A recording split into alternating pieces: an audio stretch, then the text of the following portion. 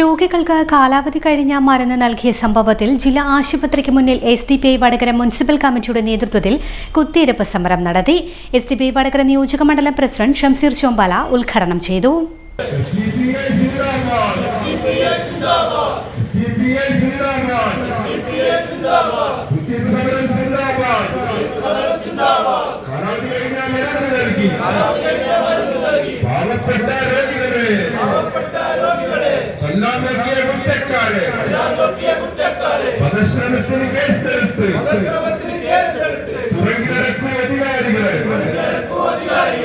കഴിഞ്ഞ 2 മാസം മുമ്പ് ഡേറ്റ് കഴിഞ്ഞ മരുന്നായിരുന്നു ഇവിടുത്തെ രോഗിക്ക് നൽകിയിരുന്നത്.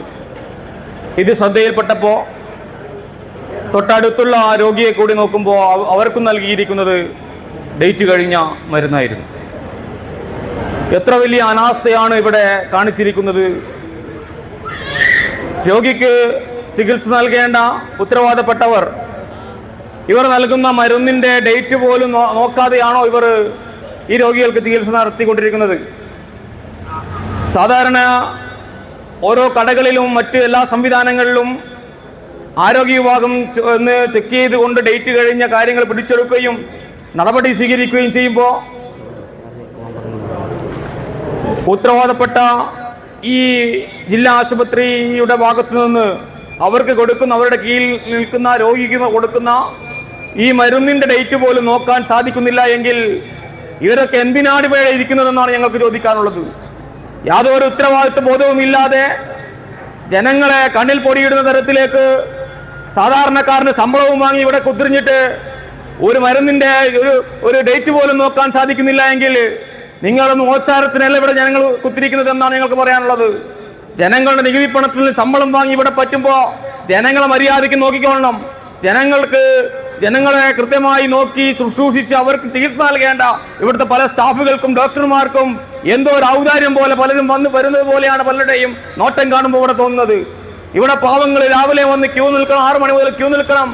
രോഗിയായവർ ആ ക്യൂ നിന്ന് ഒരുപാട് നേരം ക്യൂ നിൽക്കുന്നതിനിടത്ത് ഇടയിൽ തന്നെ പലരും കുഴഞ്ഞു വീഴുന്നു, മരണപ്പെടുന്നു, രോഗം മൂർച്ഛിക്കുന്നു.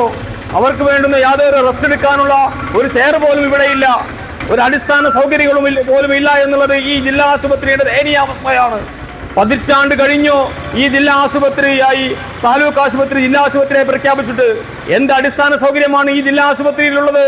ഡോക്ടർമാരില്ല, സൂപ്രണ്ട് ഇല്ലാത്തതായിട്ട് മാസങ്ങൾ പലതും, ഏകദേശം 1 വർഷത്തോളമായി ഇവിടെ സൂപ്രണ്ട് ഇല്ല എന്ന് പറഞ്ഞാൽ ഈ സ്ഥാപനത്തിന് അധികാരിയില്ല. ഇവിടെ ചോദിക്കാനും പറയാനും ഒരു അധികാരി ഇല്ലാതായി മാറിയിട്ട് മാസങ്ങൾ പിന്നിട്ടു. ഒരു ഗവൺമെന്റ് സ്ഥാപനത്തിന്റെ ഒരു സ്ഥിതിയാണിത്. ആരോടാണിത് പറയേണ്ടത്? ഇവിടെ MLA ഇല്ലേ, MP ഇല്ലേ, ഉത്തരവാദപ്പെട്ട ഒരുപാട് ആളുകളില്ലേ? എന്നിട്ട് ഈ സ്ഥാപനത്തിന് സൂപ്രണ്ട് ഇല്ല, ഒരു അധികാരി ഇല്ല എന്ന് പറയുമ്പോൾ അതിൽ നിന്ന് വളരെ കൃത്യമായി ഈ ജില്ലാ ആശുപത്രിയെ തകർക്കാൻ ആരോ മനഃപൂർവ്വം ശ്രമിക്കുന്നുണ്ടോ എന്നുള്ളത് വളരെ കൃത്യമായിട്ടുള്ള കാര്യമാണ്. ഒരു രോഗിയെ സംബന്ധിച്ചിടത്തോളം ആദ്യം പരിഗണിക്കേണ്ടത് ജില്ലാ ആശുപത്രിയാണ്. പക്ഷെ അവന്റെ മനസ്സിലേക്ക് ജില്ലാ ആശുപത്രി വരുന്നില്ല. എന്തുകൊണ്ടാണ്? ആ ജില്ലാ ആശുപത്രിയിലേക്ക് എത്തിക്കഴിഞ്ഞാൽ അവർക്ക് വേണ്ടുന്ന യാതൊരു പരിഗണനയും കിട്ടുന്നില്ല. അവൻ അസുഖം വന്ന് വേർത്ത് കുളിച്ച് അല്ലെങ്കിൽ ക്ഷീണിച്ച് ഇവിടെ എത്തുമ്പോൾ ഒരു വീൽ ചെയർ പോയിട്ട് വേണമെങ്കിൽ അവിടെ നിന്നോ എന്ന് പറയുന്ന ധാർഷ്ട്യമാണ് ഇവിടുത്തെ ഉദ്യോഗസ്ഥന്മാർ കാണിച്ചുകൊണ്ടിരിക്കുന്നത്. അത്തരം ഉദ്യോഗസ്ഥന്മാരോട് പറയാനുള്ളത്, നിങ്ങളൊക്കെ വലിച്ചിട്ട് പുറത്തെറിയേണ്ട സമയം അതിക്രമിച്ചിരിക്കുന്നു എന്നാണ് ഞങ്ങൾക്ക് പറയാനുള്ളത്. കാരണം നിന്റെയൊക്കെ ഓച്ചാരത്തിനല്ല ഇവിടെ പാവങ്ങൾ വന്നിരിക്കുന്നത്. ഇവരൊക്കെ നികുതി കൊടുത്ത് അതിൽ ശമ്പളം വാങ്ങിയിട്ടാണ് ഇവിടുത്തെ സ്റ്റാഫുകളും ഉദ്യോഗസ്ഥരും ഡോക്ടറും ജീവിക്കുന്നത് എന്നുള്ള യാഥാർത്ഥ്യം നിങ്ങൾക്ക് വേണം. നിങ്ങളുടെ അച്ചാരത്തിന് വേണ്ടിയിട്ടില്ല ഇവിടെ വന്നിരിക്കുന്നത്. ഇവരെ മര്യാദയ്ക്ക് നോക്കിക്കോണം. ഇവിടെ അടിസ്ഥാന സൗകര്യങ്ങളില്ല. ഇവിടെ ബിൽഡിങ്ങുകൾ പാസ്സായി എന്ന് പറഞ്ഞ് ഒരുപാട് വർഷങ്ങളായി. എത്ര വർഷമായി ഒരു ബിൽഡിംഗ് എടുക്കുന്നു? എന്ത് ഗുണമാണുള്ളത്? സ്ട്രക്ചർ വർക്ക് പോലും ഇവരെ പേരിന് പാസ്സാക്കുന്നു. അതിന്റെ പേരിൽ ഒരുപാട് ആൾ കമ്മീഷൻ എടുക്കുന്നു. നമുക്കറിയാമല്ലോ, 8 തട്ട് ബിൽഡിംഗ് ആണ് ഇവിടെ പാസ്സായത്. അത് അവസാനം പ്രാബല്യത്തിലേക്ക് വരുമ്പോഴേക്ക് 5 തട്ടായി. 5 തട്ട് ബിൽഡിംഗിലേക്ക് പണി പൂർത്തിയായി. അതിന് കാരണം പറയുന്നത് അത് GST ഒക്കെ കഴിച്ച് 2 തട്ടെങ്ങനെ പോയത്രേ. ഇവിടെ ആർക്കാ പ്രശ്നം? 2 തട്ട് കുറഞ്ഞ ആർക്കാണ് പ്രശ്നം? അതിന് കമ്മീഷൻ അടിച്ച് ആർക്കാണ് പ്രശ്നം? എല്ലാവരും കൂട്ടുകച്ചവടം നടത്തുകയാണ്. ഇവിടെ ഒരു മാനേജ്മെന്റ് കമ്മിറ്റി എന്ന് പറഞ്ഞുകൊണ്ട് മുഖ്യധാര രാഷ്ട്രീയ പാർട്ടികളുള്ള ഒരു കമ്മിറ്റി ഉണ്ട്. അവർക്കൊരു ഉത്തരവാദിത്തമില്ലേ? SDPI ആ കമ്മിറ്റിയിലില്ല.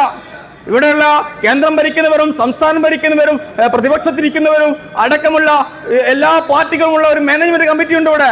എന്താണ് നിങ്ങൾക്ക് ഈ ജനങ്ങളുടെ ഉത്തരവാദിത്തം എന്താണുള്ളത്? നിങ്ങൾ ഈ 24 മണിക്കൂർ കഴിഞ്ഞു ഈ കുട്ടിക്ക് ഇത് ഡേറ്റ് കഴിഞ്ഞ മരുന്ന് നൽകിയിട്ട് എന്ത് നടപടിയാണ് സ്വീകരിച്ചത്? ഏത് സ്റ്റാഫാണ് ആ മരുന്ന് നൽകിയത്? അത്തരം ആൾക്കാരെ എന്ത് നടപടിയാണ് സ്വീകരിച്ചത്? അത് ജനങ്ങൾക്ക് അറിയാനുള്ള ബാധ്യതയുണ്ട്. ഇതിന് ഞങ്ങൾക്ക് വിടാൻ മനസ്സില്ല. പല മുഖ്യധാരാ പാർട്ടികളും ചിലപ്പോ കണ്ണു ചിമ്മും. കാരണം പാവപ്പെട്ടവന്റെ ജീവനാണല്ലോ. അവൻ മരിച്ചാൽ ആർക്കാണ് നഷ്ടം? അവനും അവന്റെ കുടുംബത്തിനുമല്ലാതെ ആർക്കാണ് നഷ്ടം? ഇവിടെ ചോദിക്കാനും പറയാനും ആരുമില്ല എന്നുള്ള ഒരു ദാഷ്ട്യമൊന്നും ആർക്കും വേണ്ടതില്ല. SDPI ഇതിന് പിന്നാലെ കൂടിക്കൊണ്ട് ആ രക്ഷിതാക്കളോടൊപ്പം ആ കുട്ടിയോടൊപ്പം നിന്നുകൊണ്ട് നിയമപരമായി ഞങ്ങൾ പോരാടുക തന്നെ ചെയ്യും. Vadakara municipal president Shajahan KVP അധ്യക്ഷത വഹിച്ചു. സെക്രട്ടറി മഷൂദ് KP സ്വാഗതം പറഞ്ഞു. സവാദ് വടകര, മുസ്തഫ അറക്കിലാട് എന്നിവർ സംസാരിച്ചു. റഹീം M, Ashkar MV, Shah Jahan PV, Gafoor Puthur, Shanavas PK, Shafeeq KK, Nisthar CA, Hashid Khalid, Sajeer എന്നിവർ നേതൃത്വം നൽകി. പരിപാടിക്ക് ശേഷം നേതാക്കൾ സൂപ്രണ്ടിന്റെ അഭാവത്തിൽ ഡോക്ടറുമായി കൂടിക്കാഴ്ച നടത്തി. പോലീസും സ്ഥലത്തെത്തിയിരുന്നു. ഇതുപോലെ നല്ല സുന്ദരിയായിരിക്കണം. അപ്പോ കല്യാണ പെണ്ണോ? അത് ചിറ്റപ്പന്റെ ഇഷ്ടം. ഇത് മതിയോ? ചിറ്റപ്പ. പാർക്കോ ഗോൾഡൻ ഡയമണ്ട്സ്.